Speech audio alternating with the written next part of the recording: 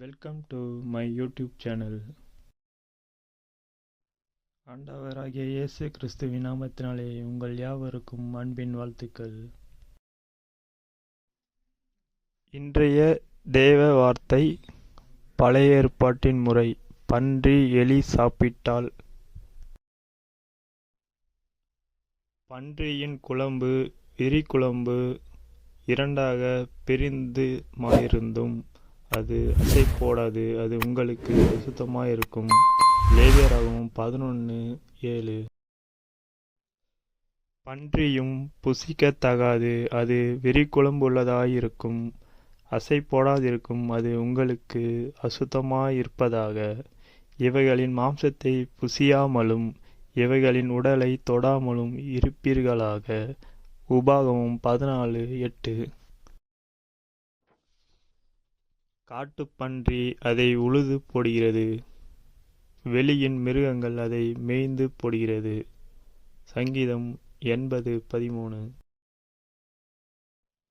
மதிகேடாய் நடக்கிற அழகுள்ள ஸ்திரீ பன்றியின் மூக்கிலுள்ள பொன் மூக்குத்திக்கு சமானம். நீதிமொழிகள் 11:22. அதை முள்ளம்பன்றிகளுக்கு சுதந்தரமும் தண்ணீர் நிற்கும் பள்ளங்களுமாகி அதை சங்காரம் என்னும் துடைப்பத்தினால் பெருக்கி விடுவேன் என்று சேனைகளின் கர்த்தர் சொல்லுகிறார். ஏசாயா 14:23. நாரையும் முள்ளம்பன்றியும் அதை சுதந்தரிக்கும், ஆந்தையும் காக்கையும் அதிலே குடியிருக்கும். அதின்மேல் வெட்ட வெளியின் நூலையும் வெண்மையின் தூக்கையும் பிடிப்பார். ஏசாயா 34:11.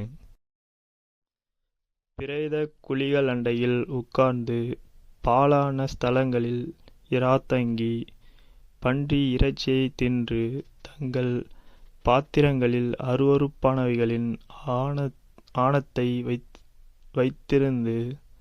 ஏசாயா 65:4.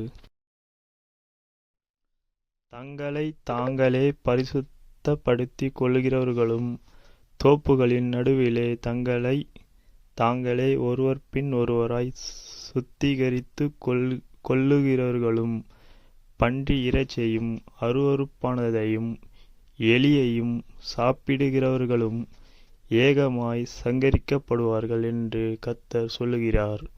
ஏசாயா 66:17. இந்த வார்த்தை முழுமையாக கேட்ட பார்த்த யாவரையும் கர்த்தர் ஆசீர்வதிப்பாராக. ஆமேன். தேங்க்யூ ஃபார் வாட்சிங் அண்ட் சப்ஸ்கிரைப் பண்ணுங்கள், லைக் பண்ணுங்கள்.